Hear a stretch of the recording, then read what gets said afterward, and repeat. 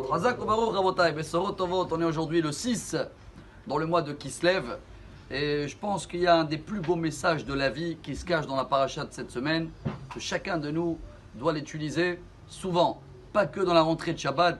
Il y a toujours, peut-être dans certaines maisons, la phrase connue 5 minutes avant l'allumage. Il y a toujours le lahatz. Le Ben Ish Chai dit c'est les moments les plus chauds avant Shabbat. Et les bougies ne sont pas allumées. Il y a une grande différence entre dire dans 2 minutes on allume les bougies de Shabbat. Il y avait un grand rabbin, il s'appelait Rabbi Yoman. Quand il a écouté quelqu'un de sa maison, il a dit non, c'est pas comme ça qu'il faut dire. Qu'est-ce qu'il faut dire? Dans 2 minutes, les bougies de Shabbat doivent éclairer. On dit mais c'est la même chose. Il a dit pas du tout. Ça change tout. Parce qu'il y a un très beau message. 81 mots dans la paracha. C'est juste une histoire que Yaakov, il a eu un ordre de Dieu. Ça y est, fait les valises, on y va. Et on a parlé hier dans le cours le soir. Comment il va annoncer ça à Rachel et Léa? S'il aurait dit Dieu, il m'a dit, il aurait écouté. Il ne fait pas ça du tout. Il ne parle même pas de Dieu au début. 81 mots, il commence à leur dire vous savez, je crois que le père, la tête du beau-père de votre père Lavan, il m'a trompé 100 fois, etc. Et dès que eux, ils ont eu une volonté et ils ont compris que la meilleure chose à faire, même pour eux, c'est de quitter. Alors là, il a rajouté, comme on l'a dit hier, un petit nota bene. Nota bene. Ah, en plus, Dieu, il m'a dit, ça veut dire Yaakov, il nous apprend l'art. C'est un artiste pour savoir comment faire demander des choses. Jamais imposer. La Gemara Shabbat, très connue, page 23, je crois, elle raconte avec l'histoire de la femme de Rav Yosef, qu'elle allumait les bougies un petit peu tard dans la rentrée de Shabbat.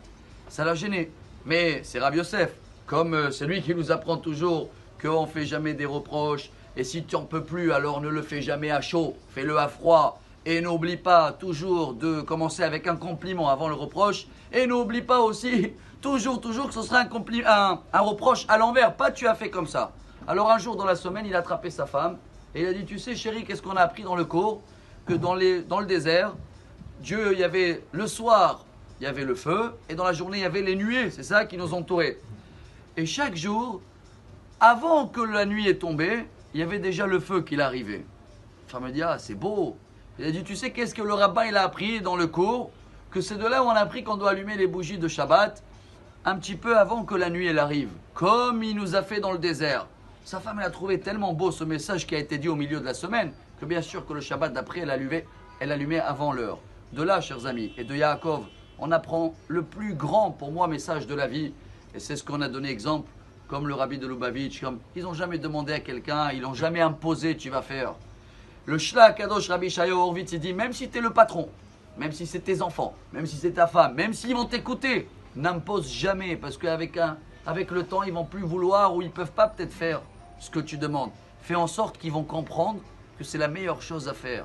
Et fais en sorte toujours à l'envers que ta demande va passer et tu vas voir dans ce cas-là, comme tous les 5000 shlichim de Rabbi. Jamais le Rabbi il a dit va là-bas. Il a fait comprendre, là-bas il manque ça. Là, il faut aider un juif. Ah, j'ai la volonté, j'ai le ratson.